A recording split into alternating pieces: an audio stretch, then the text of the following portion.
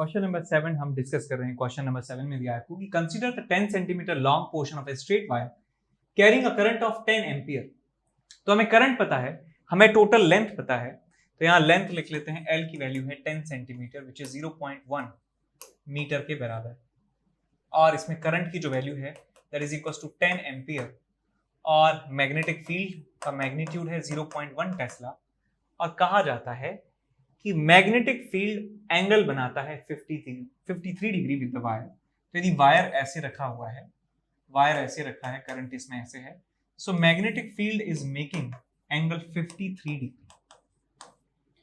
तो आपको बताना है कि मैग्नेटिक फोर्स कितना इस वायर पर लग रहा होगा। तो हम जानते हैं मैग्नेटिक फोर्स जो का फॉर्मूला होता है करंट कैरिंग कंडक्टर के लिए, वो होता है ILB साइन थीटा के बराबर। IL क्रॉस B होता है ILB साइन थीटा। तो L और B के बीच में जो एंगल है वो थीटा होता है। तो L वेक्टर यानी करंट की डायरेक्शन में जो वेक्टर है, लेंथ का वेक्टर, ये L वेक्टर इस डायरेक्शन में है, मैग्नेटिक फील्ड इस डायरेक्शन में, दोनों के बीच का एंगल 53 डिग्री आपको दिया हुआ है। तो यहाँ पे सारी वैल्यूज पुट करनी है बस आपको। सो 10 into 0.1 into 0.1 into sine 53 which is 4/5। तो 5 से ये गया 2 बार, और 2 और 4 8, 8 into 10 to the power -2 newton आपको आंसर यहाँ पे मिल जाएगा। सो 0.08 न्यूटन आपको मिल जाएगा फोर्स ऑन द वायर। इसके बाद अगले सवाल की तरफ चलें। इसमें दिया है आपको कि करंट 2 एम्पियर के बराबर एंटर करता है कॉर्नर से एक स्क्वायर फ्रेम ABCD में 20 सेंटीमीटर इसकी साइड लेंथ है, and leaves the opposite corner B. The magnetic field 0.1 Tesla exists in the space, a direction perpendicular plane, a frame as shown in figure. Find the magnitude and direction of the magnetic force on the 4 sides of the frame. तो इन चारों sides पर लगने वाला जो force है आपको calculate करना है। तो देखिए, यदि हम वायर को माने कि यूनिफॉर्म मटेरियल से बना हुआ है, तो जितना रेजिस्टेंस इस रास्ते का है उतना ही रेजिस्टेंस इस रास्ते का होने वाला है।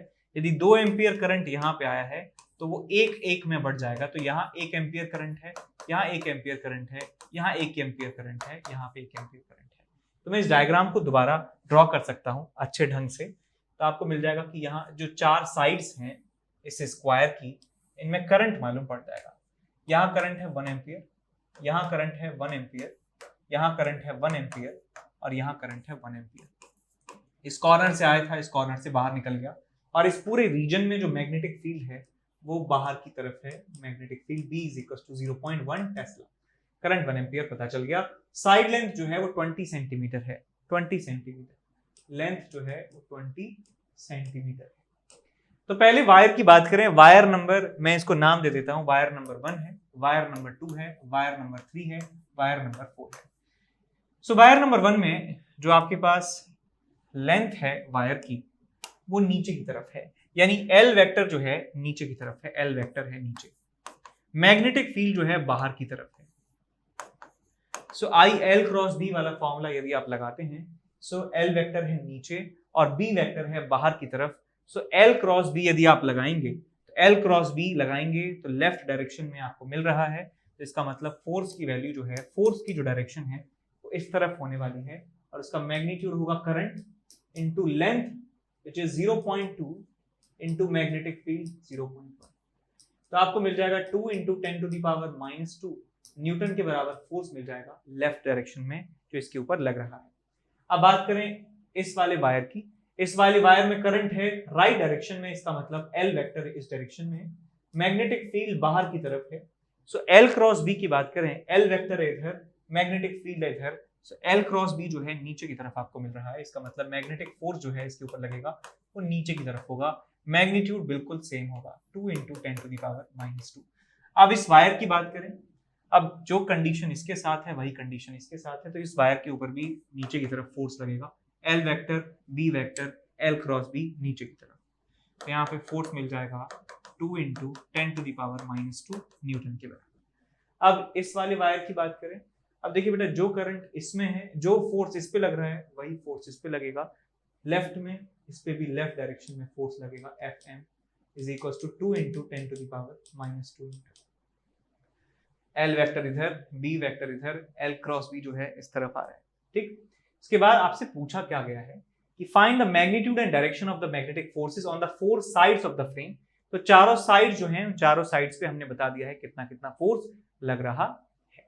ठीक है, क्वेश्चन नंबर 9 हम डिस्कस कर रहे हैं। क्वेश्चन में दिया है आपको कि मैग्नेटिक फील्ड जिसकी स्ट्रेंथ है 1 टेस्ला, उसको प्रोड्यूस किया जाता है by 2 strong electromagnets in a cylindrical region of radius 4 centimetre. यानी कि ये सिलिंड्रिकल रीजन है, इनकी रेडियस आपको दिया है 4 सेंटीमीटर के बराबर है, और एक वायर में करंट कैरी होता है 2 एम्पियर के बराबर। उसको प्लेस कर दिया जाता है perpendicular to and intersecting the axis of the cylinder. Find the magnitude of the force acting on the wire. तो इस वायर पर लगने वाला जो फोर्स है आपको कैलकुलेट करना है। तो पहले आप ये देखिए कि नॉर्थ और साउथ पोल हमारे पास है, तो मैग्नेटिक फील्ड इन सिलिंड्रिकल मैग्नेट्स की वजह से होने वाला है इस तरह से। तो आप यहां देख सकते हैं क्लियरली कि कितना पार्ट वायर का मैग्नेटिक फील्ड में एक्सपोज्ड है। तो मैं कह सकता हूं कि ये 2r लेंथ का जो वायर है वो मैग्नेटिक फील्ड में रखा हुआ है, तो फोर्स भी इस वायर की लेंथ पर ही लगने वाला है। तो मैग्नेटिक फील्ड इस वायर के ऊपर नीचे की तरफ है, इस वायर में जो करंट है इस तरफ है, यानी L वेक्टर इस तरफ है, और L वेक्टर का जो मैग्नीट्यूड है वो 2r के बराबर है। सो फोर्स आप बता सकते हैं I L क्रॉस B वाले फॉर्मूले से कि ये फोर्स लगेगा कंडक्टर के ऊपर। सो L वेक्टर है इस तरफ, मैग्नेटिक फील्ड है नीचे की तरफ, सो L क्रॉस B जो है वो अंदर की तरफ आपको देखने को मिलेगा। तो इस वायर के ऊपर अंदर की तरफ फोर्स लगेगा और उसका मैग्नीट्यूड होने वाला है करंट, विच इज करंट कितना है आपके पास 2 एम्पियर, इनटू लेंथ कितनी है इसकी 2r के बराबर, 2 × 8/100 इनटू मैग्नेटिक फील्ड 1 टेस्ला। तो 8 दूनी 16 दूनी 32, 0.32 न्यूटन के बराबर आपको फोर्स इस वायर पर मिलने वाला है। अब चलते हैं अगले क्वेश्चन की तरफ। क्वेश्चन में दिया है कि वायर की लेंथ है L और वो करंट कैरी करता है I के बराबर और रखा हुआ है x एक्सिस के अलोंग। x एक्सिस के अलोंग यदि रखा है वायर, तो मैं उसका L वेक्टर लिख सकता हूं is equal to L I cap के बराबर, और वहां पे मैग्नेटिक फील्ड एग्जिस्ट करता है B नॉट ब्रैकेट में I cap plus J cap plus K cap Tesla के बराबर। तो आपको मैग्नीट्यूड कैलकुलेट करना है मैग्नेटिक फोर्स का कितना होगा वायर के ऊपर, वायर के ऊपर लगने वाला मैग्नेटिक फोर्स का मैग्नीट्यूड कितना होगा। सो मैग्नेटिक फोर्स का magnitude is equals to I L cross B के बराबर होगा। तो आपको L वेक्टर पता है which is L I cap, और आपको मैग्नेटिक फील्ड पता है B not I cap plus J cap plus K cap. तो ये आपको यहाँ पे करंट से मल्टीप्लाई कर दीजिए, तो आपको मिल जाएगा यहाँ पे कि I L B नॉट। अब यहाँ देखिए I कैप को क्रॉस करेंगे तो 0 हो जाएगा, I और J को क्रॉस करेंगे तो 0, I और J K होता है तो जाएगा आपके पास K कैप, और I और K की बात करें I और K, तो आप देखिए यदि आपको ऐसा कोई कंफ्यूजन होता है कभी भी, तो आप I J K ऐसे ड्रॉ कर सकते हैं। I का साथ J का क्रॉस होता है K के बराबर, J का क्रॉस K के साथ होता है I के बराबर, और K का I के साथ क्रॉस होता है J के बराबर। तो हम कर रहे हैं I का K के साथ, तो आपको मिलेगा -J। तो आपको यहाँ से फोर्स की वैल्यू मिल जाती है I L B not minus J cap plus K cap. और यदि मैग्नीट्यूड की बात करें तो आप इस पूरे एक्सप्रेशन का मैग्नीट्यूड ले सकते हैं, तो आपको मिल जाएगा I L B नॉट और -1 J cap plus 1 I cap का मैग्नीट्यूड आ जाएगा √2। सो √2 I L B नॉट आपका आंसर मिल जाएगा आपको। ठीक, इसके बाद हम चलते हैं अगले सवाल की तरफ, दैट इज क्वेश्चन नंबर 11, जिसमें दिया है कि करंट 5 एम्पियर एग्जिस्ट करता है सर्किट में। सर्किट में करंट कितना है 5 एम्पियर के बराबर है, 5 एम्पियर करंट, और वो current of course positive terminal से बाहर निकल रहा होगा और इस डायरेक्शन में फ्लो हो रहा होगा। वायर PQ की जो लेंथ है वो 50 सेंटीमीटर है, यानी कि आधा मीटर का वायर है, 0.5 मीटर इसकी लेंथ है, और मैग्नेटिक फील्ड जिसमें ये डूबा हुआ है उसका मैग्नीट्यूड है 0.2 टेस्ला के बराबर। तो मैग्नेटिक फोर्स आपको बताना है PQ वायर पर कितना लगेगा। सो PQ वायर की देखिए यहाँ करंट जो है इस डायरेक्शन में है, यानी L वेक्टर भी इस डायरेक्शन में होगा, L वेक्टर इस डायरेक्शन में, और L वेक्टर का मैग्नीट्यूड कितना है 0.5 मीटर के बराबर। मैग्नेटिक फील्ड इस पूरे रीजन में अंदर की तरफ है, L वेक्टर ऐसे, मैग्नेटिक फील्ड ऐसे, सो L क्रॉस B जो है इस डायरेक्शन में आपको मिलने वाला है, यानी इस वायर के ऊपर अपवर्ड डायरेक्शन में फोर्स लगेगा, और इस फोर्स का मैग्नीट्यूड होगा I L B। I कितना है आपके पास, I is 5 ampere into length which is 1/2 into magnetic field is 0.2। तो 0.2 से इसको काट देंगे 0.1 बन जाएगा, आपको मिल जाएगा 0.5 न्यूटन के बराबर फोर्स मिल जाएगा, 0.5 न्यूटन। इसके बाद चलते हैं अगले सवाल की तरफ, दैट इज क्वेश्चन नंबर 12, जिसमें दिया है कि एक सर्कुलर लूप है जिसका रेडियस a के बराबर है और उसमें करंट I के बराबर फ्लो होता है। उसके बाद कहा है इन्होंने कि उसको एक 2 डायमेंशनल मैग्नेटिक फील्ड में प्लेस कर दिया जाता है, और मैग्नेटिक फील्ड आप देख ही सकते हैं ऐसे रेडियली आउटवर्ड डायरेक्शन में मैग्नेटिक फील्ड यहाँ पे लग रहा है। Centre of the loop coincides with the centre of the field, okay. The strength of magnetic field at the periphery of the loop is B, find the magnetic force on the wire. तो wire के ऊपर लगने वाला जो magnetic force है आपको calculate करना है। तो यहां आप देखिए बेटा कि ये छोटा सा पार्ट जो है, छोटा सा पार्ट में यहाँ पे कंसीडर कर रहा हूं। इस छोटे से पार्ट में जो करंट है वो इस डायरेक्शन में जा रहा है, इस छोटे से पार्ट में करंट जा रहा है इस डायरेक्शन में। मैग्नेटिक फील्ड यहाँ पर किस डायरेक्शन में है, इस डायरेक्शन में है। ये डीएल वेक्टर इस डायरेक्शन में। सो आई एल क्रॉस बी वाले फॉर्मूले से देखें, सो डीएल क्रॉस बी, इस पे अंदर की तरफ फोर्स लगना चाहिए, यानी इस छोटे से सेक्शन की वजह से फोर्स लगेगा अंदर की तरफ। ऐसे ही इस सेक्शन पे भी फोर्स लगेगा अंदर की तरफ, इस सेक्शन पे भी फोर्स लगेगा अंदर की तरफ, इस सेक्शन पे भी फोर्स लगेगा अंदर की तरफ, इस सेक्शन पे भी फोर्स लगेगा अंदर की तरफ, अंदर की तरफ, अंदर की तरफ, जितने भी छोटे छोटे सेक्शन हैं उन पे फोर्स लगेगा अंदर की तरफ। तो मैं यहाँ पे लिख सकता हूँ force is nothing but the integration of I into dl into B. तो यहां से जो कांस्टेंट टर्म्स हैं उनको बाहर ले जाएंगे तो आपको आई और बी बाहर मिल जाएंगे। इंटीग्रेशन ऑफ डीएल, यहां से स्टार्टिंग से लेके लास्ट तक इसको इंटीग्रेट कर देंगे तो आपको मिल जाएगा 2 pi R. So I B 2 pi R will be the answer, 2 pi A will be the force, net force on this loop. इस लूप पर नेट फोर्स की वैल्यू आपको मिल जाती है। क्वेश्चन नंबर 13 हम डिस्कस कर रहे हैं। क्वेश्चन में आपको दिया है कि एक हाइपोथेटिकल मैग्नेटिक फील्ड एग्जिस्ट करता है और उसको डिफाइन किया गया है इस तरीके से, that magnetic field vector is equals to some constant v naught into ER, ये सबस्क्रिप्ट में है ER cap, where ER cap denotes the unit vector along the radial direction। Radial direction से में ये मैग्नेटिक फील्ड एग्जिस्ट करता है। एक circular loop हमारे पास है जिसका रेडियस a के बराबर है, carrying a current I is placed with its plane parallel to xy plane। एक xy प्लेन के पैरेलल एक लूप रखा जाता है, लूप का रेडियस a है और इस लूप का सेंटर जो है 0 0, d पर रखा हुआ है। आपको बताना है कि magnitude of the magnetic force acting on the loop. तो लूप के ऊपर लगने वाला जो मैग्नेटिक फोर्स है कैलकुलेट करना है हमें। तो यहाँ पे मैं कोऑर्डिनेट एक्सिस बना देता हूँ। कोऑर्डिनेट एक्सिस हमारे पास है कि ये हमने मान लिया x एक्सिस है, ये हमने मान लिया z एक्सिस है और ये हम मान लेते हैं y एक्सिस है, ये y एक्सिस है, ठीक है। जो हमारा लूप है उसका प्लेन xy प्लेन के पैरेलल होना चाहिए, यानी कि इस तरीके से उसका प्लेन होना चाहिए, कहीं भी रख दीजिए वो xy प्लेन के पैरेलल ही माना जाएगा और उसका सेंटर 0 0, d पे होना चाहिए। तो मैंने यहाँ पे एक पॉइंट लिया जिसका नाम है 0, 0, x, y 0, x 0, y 0 और z की वैल्यू d के बराबर है, यानी यहां से यहां तक की जो डिस्टेंस है d के बराबर हो चुकी है। इस पे सेंटर वाला एक लूप बनाया जाना है, तो लूप यहाँ पे मैंने बना दिया इस तरीके से, ये बन गया जी लूप बन गया, लूप हमने बना दिया सर, ठीक है। अब जो मैग्नेटिक फील्ड यहाँ पे एग्जिस्ट करता है वो रेडियल डायरेक्शन में है, यानी कि इस तरीके से मैग्नेटिक फील्ड यहाँ पे एग्जिस्ट करता है। और इस b की वैल्यू कितनी है बेटा, b is equals to b naught e raise to the power ER cap, यानी कि इसका मैग्नीट्यूड तो कांस्टेंट है, बस ये यूनिट वेक्टर है जो सिर्फ डायरेक्शन दिखा रहा है। इसका मतलब यहां पर भी जो मैग्नेटिक फील्ड है वो b नॉट के बराबर है, मैग्नीट्यूड b नॉट है, मैग्नीट्यूड b नॉट है और यहाँ पे भी मैग्नीट्यूड जो है b नॉट के बराबर है। ऐसे ही ऐसे कोनिकल शेप में जो है मैग्नेटिक फील्ड यहाँ पे एग्जिस्ट करता है, जिसका मैग्नीट्यूड इस लूप के हर एक पॉइंट पर, जो पेरीफेरी पे जितने भी पॉइंट्स हैं उस हर पॉइंट पर कितना है, b नॉट के बराबर है। अब इसमें करंट I के बराबर फ्लो होता है, करंट इसमें I के बराबर फ्लो हो रहा है।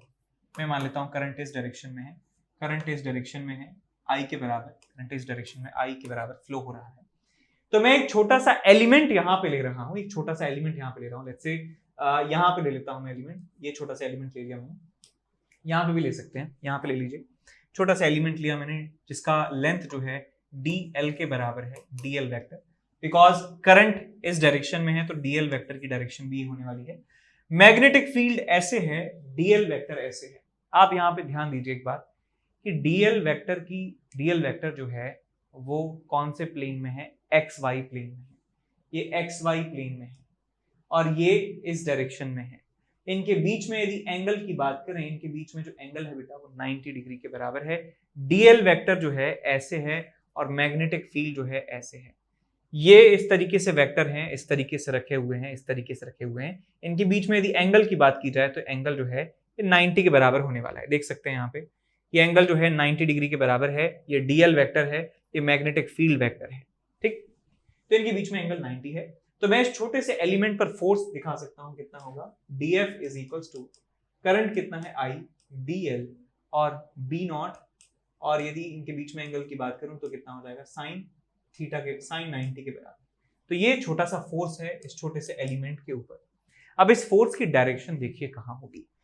dl वेक्टर है इधर, मैग्नेटिक फील्ड है इधर, l क्रॉस b जो है इधर की तरफ फोर्स यहाँ पे आपको मिलने वाला है, यहाँ पे लगेगा फोर्स इस डायरेक्शन।